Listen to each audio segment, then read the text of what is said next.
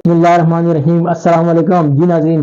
तो KGB food ideas में आपको खुश आमदीद। आज आपके लिए लेकर आया हूँ तरबूज का शरबत, ठीक है ना, क्योंकि गर्मी आ रही है और गर्मी में तरबूज का शरबत बड़ा ही ज़रूरी होता है। इंसान के जिगर को ठंडा करता है, ये अरकान से दूर करता है और भी काफ़ी बीमारियों से आपको दूर करता है। तो मैं आज आपके लिए इंशाल्लाह इसके लिए ज़बरदस्त किस्म की जूस की रेसिपी लेकर आया हूँ। आइए चलिए वो बनाते हैं। बिस्मिल्लाहिर्रहमानिर्रहीम, तरबूज को काट लेंगे, ठीक है, इस तरह दो हिस्से में, ठीक है, ये चीज़, ठीक है, और ये इस तरीके से,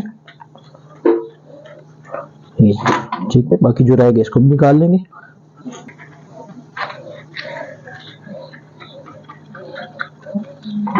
चलो ले लिया चॉपर, ठीक है, उसमें इसको मैंने डाल दिया। साथ में हम इसमें डाल देंगे जो है ना पुदीना फ्रेश, ठीक है, और हम इसको चॉप कर लेंगे।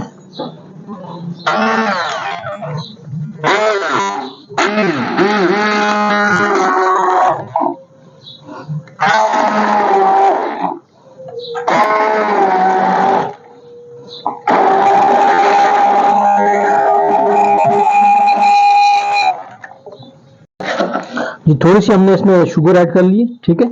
आप देख लें अगर आप अपने टेस्ट के हिसाब से जूस ना। जूस हमारा जो है ना हमने कर लिया, ठीक है। अभी हम इसको थोड़ा सा जो है ना उसमें स्ट्रेनर की मदद से ऐसे छान लेंगे, ठीक है।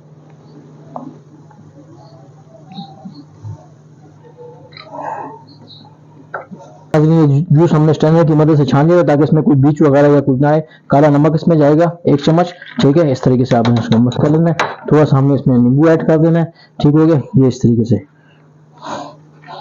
ये क्या बात है जी, ज़बरदस्त, माशाल्लाह। इसका देख लें, ये बहुत ही ज़बरदस्त फ़ायदेमंद चीज़ है।